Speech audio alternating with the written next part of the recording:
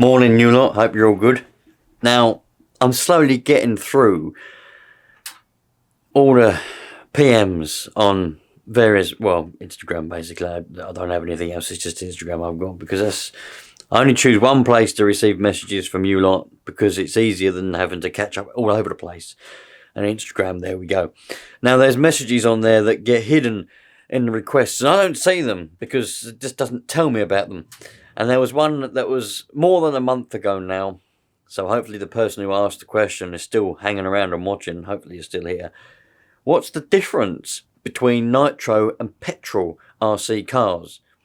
Now, they said that they always thought that they were the same, just with a different name, because an engine's an engine. They didn't know there's any difference. I explained briefly there is a difference, but I've been asked to do a video, so let's have a look at a Petrol RC car, and then we'll have a look at a Nitro. In fact, we'll have a look at them together, and I'll explain the two differences between. Probably miss a load of details out that people will get annoyed with, and you can comment. Put in the comments anything I've missed out, anything you want to add, or anything else, and we can go through it together. So, for my Nitro example, I'm going to use an iconic buggy, in my opinion, which is the Kyosho MP9 TKI 4. They've gone up since then. This one's quite, well, it's relatively old. I think this actual buggy now, I can't remember when I bought this. I think I've had this for about 5 years. I bought it brand new. As you can see, I've got bolts missing. It's very dirty. I've used it quite a lot. I've used it less lately than I used to, but I've still got a fair amount of use onto it. Now, the difference between Nitro is, well, Nitro engines, they run on compression. They don't have any kind of spark. They run with the compression, much like a diesel engine does. So there's no electric ignition system. You can literally take that engine out, hold it in your hand, and have it running in your hand. You don't need the car. You don't need any electric system. A common misconception is that you need the receiver, you need the battery, you need that switch turned on for the engine to run, which is it's a myth. You don't need that. Nitro engines need no electricity whatsoever to run. Now, petrol engines, on the other hand, and for my example of a petrol RC car, I'm using, as you can tell by the shell, the classic. I decided to use two, in my opinion, iconic cars. The FG Marder, in my opinion, is a massively iconic petrol RC car. They've been around for donkey's years, and they're still now, as you can see, quite a basic design, but one of the best. This is my opinion, but I'm sure a lot of people will agree. So, we've got an FG Marder here. Don't know the age of this particular one. I bought it second hand off of a subscriber, or a channel member, in fact.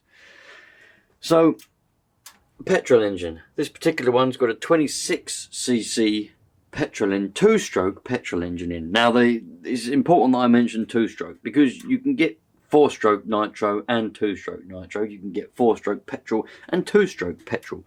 Just like some people may not realise, you can get 2-stroke diesel engines as well as 4-stroke diesel engines. I'll just put that in there because it would appear every time I mention 2-stroke diesel in any video, people say, no, that's wrong. There's no 2-stroke diesel. There is.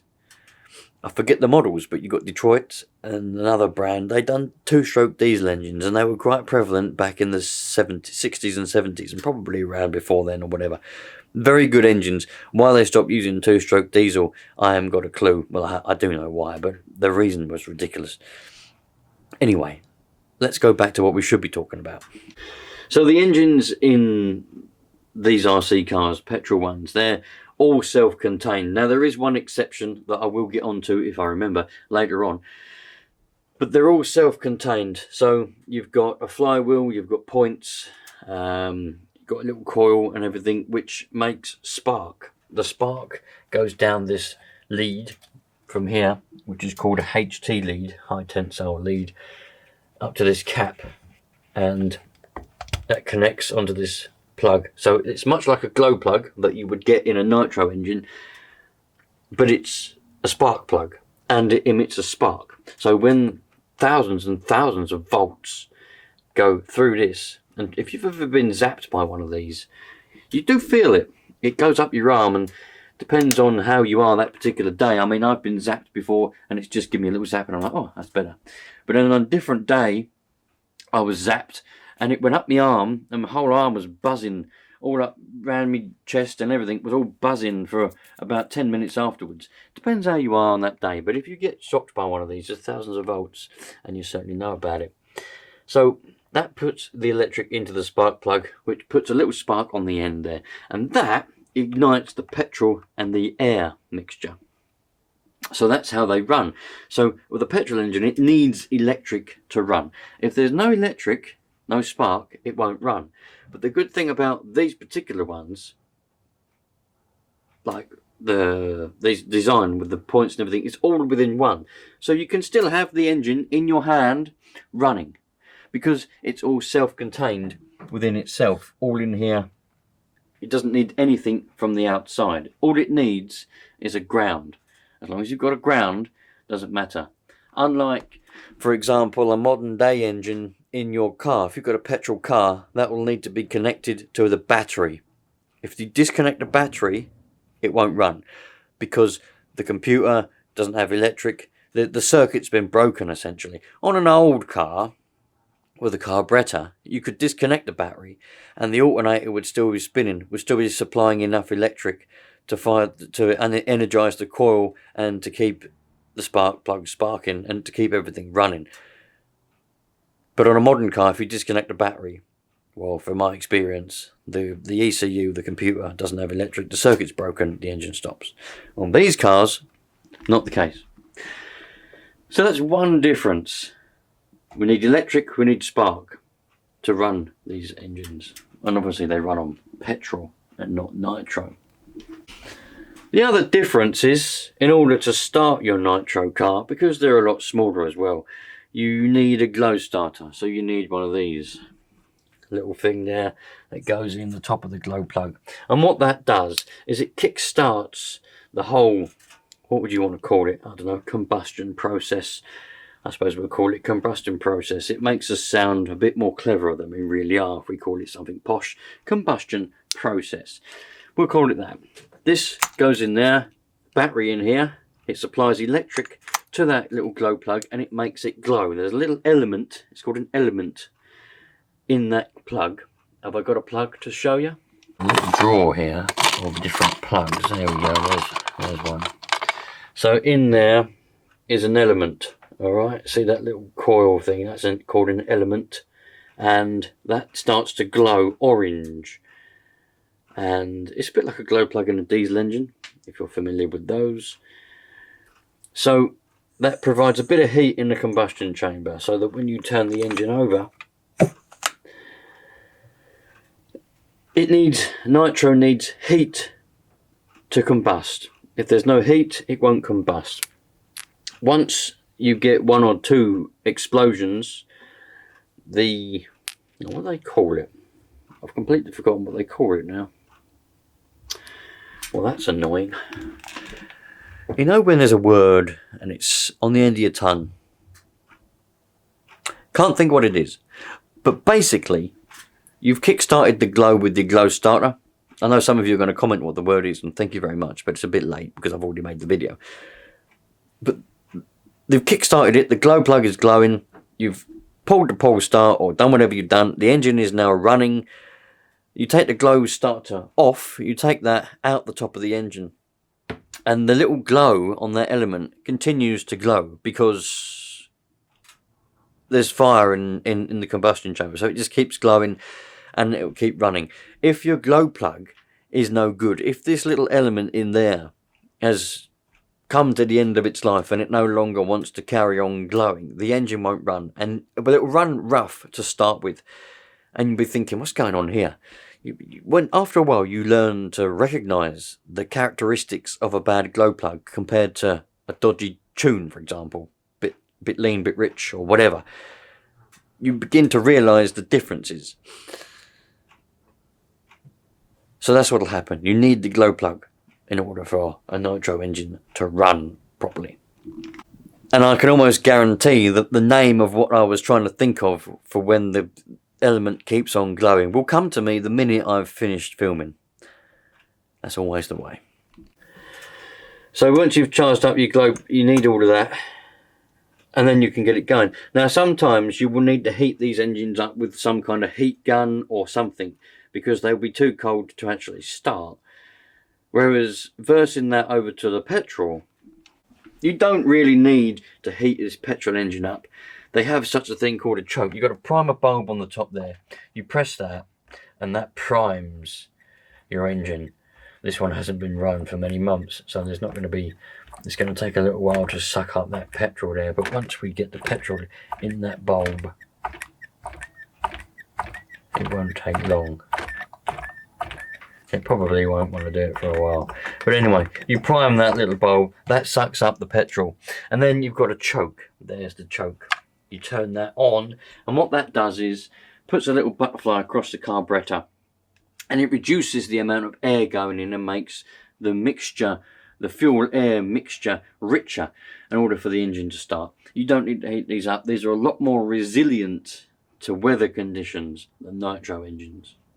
Just a little side note, sometimes those bulbs can go a bit brittle and they can split. My one's just actually split. I was just trying to prime it and it's just split, so I need to put a new bulb on that. I've got some spare ones somewhere. It's not the end of the world. I can just put a new one on. Just have to undo those 4 screws. Now that very nicely brings me on to maintenance. Now both of them don't need really a lot of maintenance at all. A lot of people like to make other people think that nitro needs a lot more maintenance. Everyone says nitro needs maintenance. They're a pain in the arse. They have maintenance.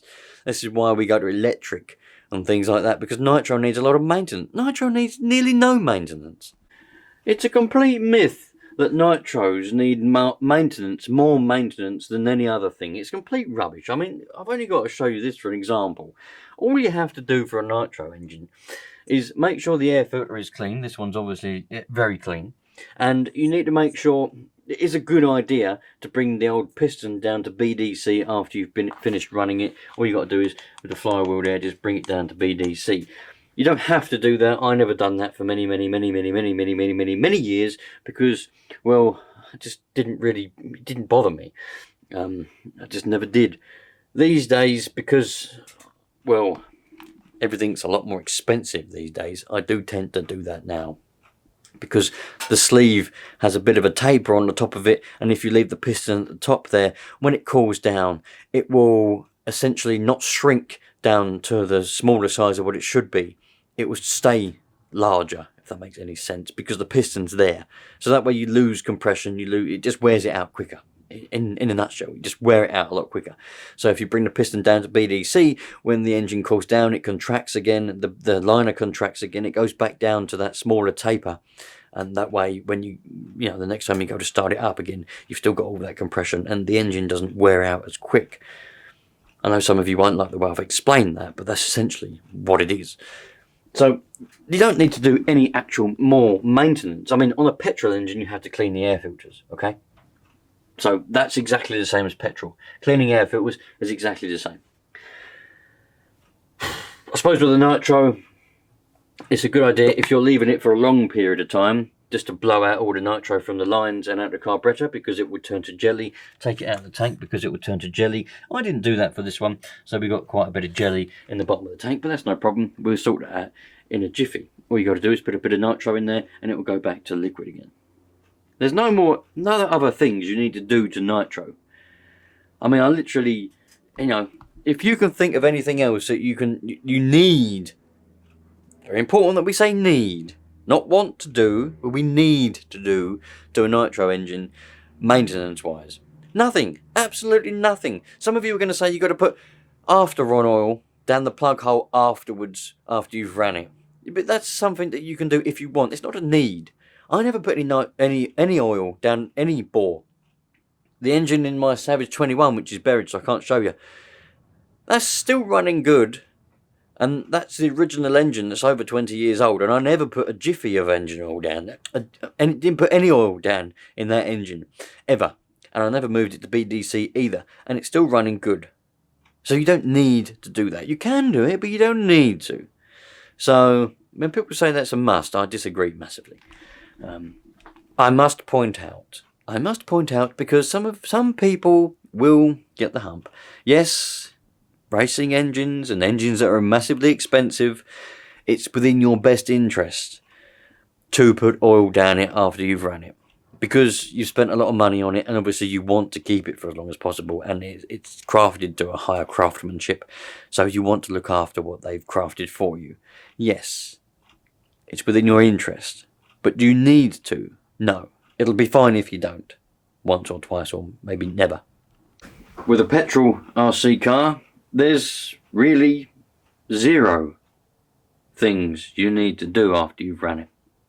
You literally turn it off with a little button here, off, leave it, or you turn your receiver off, and then you leave it. That's it.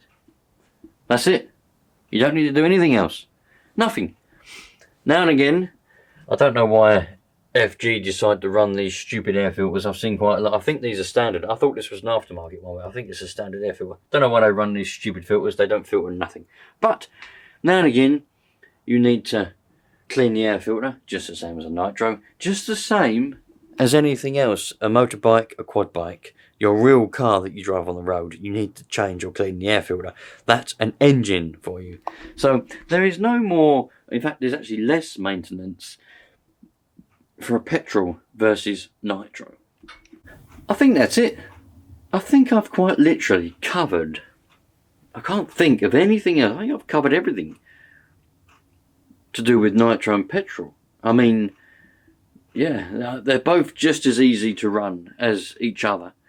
You don't need to do it. There's nothing more complicated between petrol and Nitro. However, that being said, I will say that a petrol engine, so if you, let me say, how can I say this? I've got to be careful how I say this because I don't want to confuse people. If you really are new to engines, yeah, and you want to get into RC and you want to get one with an engine, which I really recommend you do, don't bother with electric.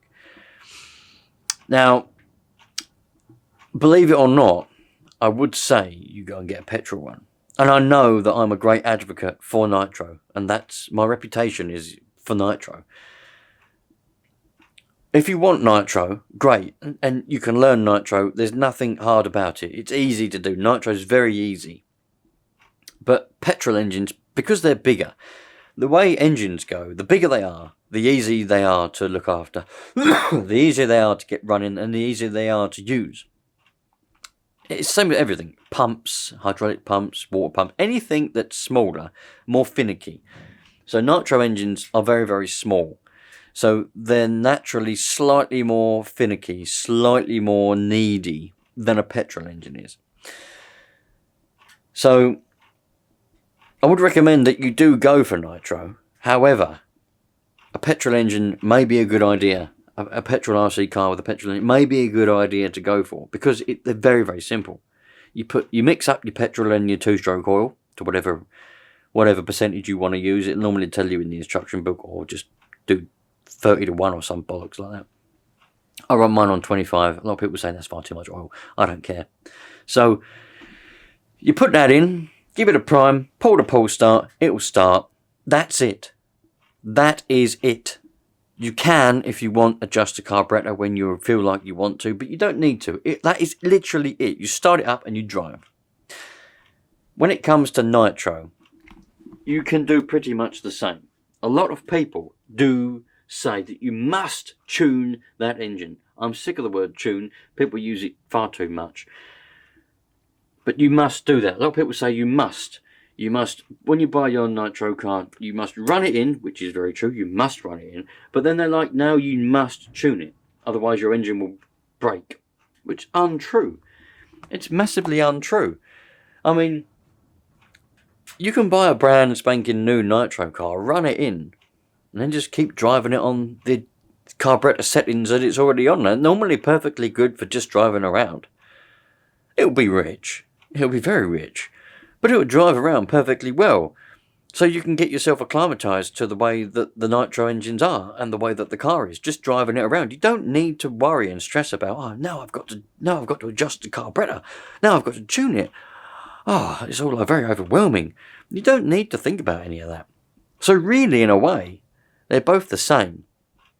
There are some times when you may need to do a small adjustment because it might be extremely rich from the factory, but that's quite rare. They're normally adjusted well enough to run fine.